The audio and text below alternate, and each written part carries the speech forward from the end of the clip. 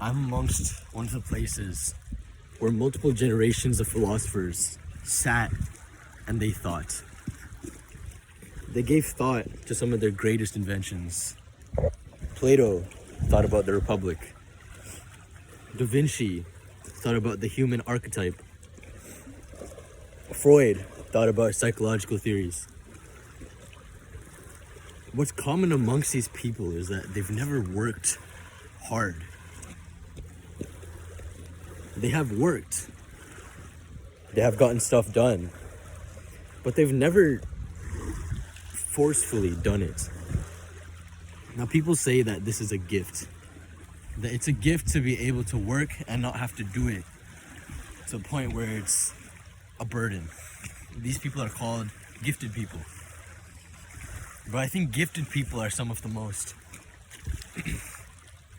miserable people out there. Why is that? Well, when we first encountered gifted people in school, we came across these guys who could pretty much ace tests. They could get A+ on everything. They don't even need to try. That's the main idea. They don't need to try. They barely study. They barely do anything.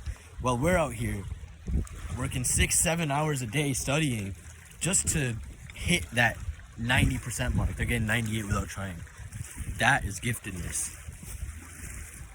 And what's interesting to me is that gifted people are never the wealthiest. Sometimes they are, but that's a very rare combination. And what is that combination? Well, it's a simple formula. I think that it's very easy to put together, but to actually put into action is difficult. And that's leverage plus volume. Leverage is what you're given. Leverage is what you find in terms of knowledge. Leverage is reading books, finding what others from millennia have done to their best advantage. Volume is the work. Volume is the hard work you put in, the amount of hours you study, all that. So for example, if I had 130 IQ and you had 100 IQ, I have leverage over you, over certain tasks, over pretty much everything. I don't need to work as hard as you do to get the same results. And this means that certain people, the gifted ones especially, they don't have to work as hard, so everything comes easy to them. And what's interesting about that is this.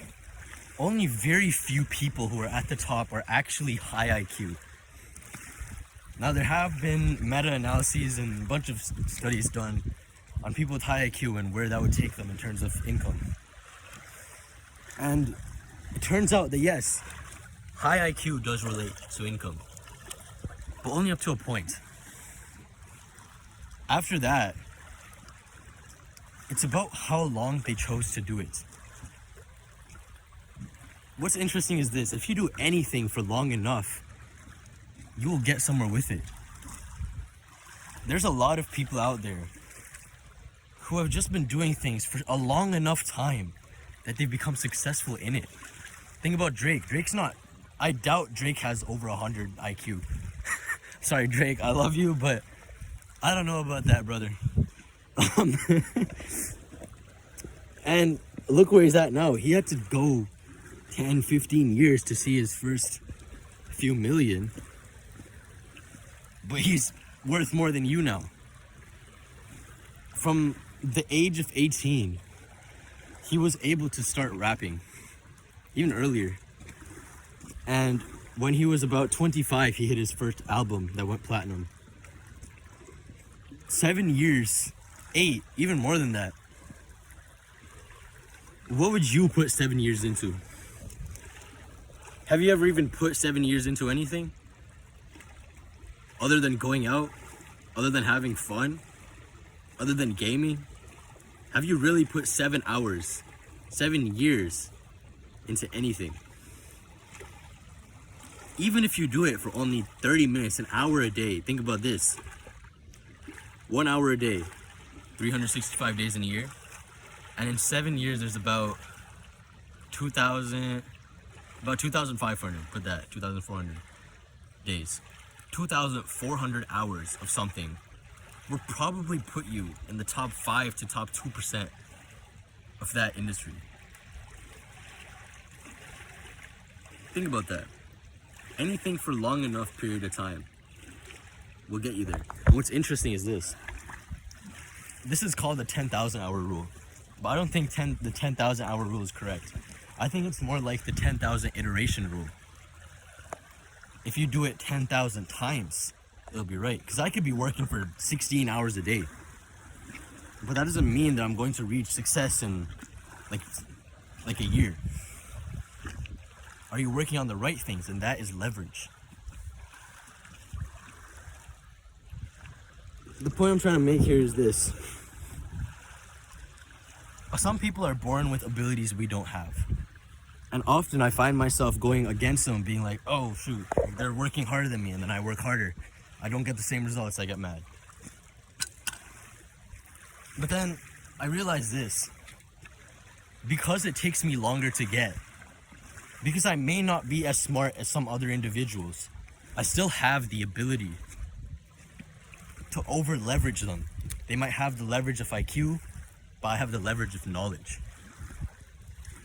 I know what works better. Because I have the correct systems in place, I have the ability to do much better than them with much less effort. That's why my workout is only like 20, 30 minutes long. I see people going in there for like 2 hours a day. Like, oh, I want to maximize my muscle gains. Okay, cool. I want to maximize my business gains, bro. You're gonna say broke. Well, I'm out here making money. So, main point. Do something for long enough. Improve on it. Even if it's a little bit. Every single time you do it, improve on it. Whatever it is. You made a sales call? Okay. Next time, see what words worked, see what didn't. See what sounded awkward to you. Ask someone else. Do that every time, soon you'll be the perfect salesman. YouTube videos, the next time, see where the retention dropped off. See where people started clicking off. Improve that. That 1% in retention, if you do it for long enough, will add up. Start off at 20% and then go up to 30, 40, 50. I've seen this happen myself. We started YouTube about a year ago, and our retention then was probably like 6%, bro. That was pretty bad. And now we're hitting around 50. I'm talking about the end of the video. How many people watch till the end? Now we're hitting about 48%, 49%. That's our best so far at the end of the video. So that means half of the people who clicked watched all the way through. And what this means is that you have to do so little to get where you want, because we barely do anything, right? We have school. I mean, we do a lot, like, don't get me wrong, but we have school, right? We gotta get that in with YouTube. But what we're doing, we're leveraging, we're gathering knowledge. So we barely have to work because we have the right tools. And that's extremely interesting. So get the right tools and get enough tools so you barely have to work as much as you truly need to. And don't worry about your competition, because they don't have the tools that you have. They don't have the knowledge that you have. Do not worry about the competition, because you can outdo them with your knowledge. Just learn to apply it.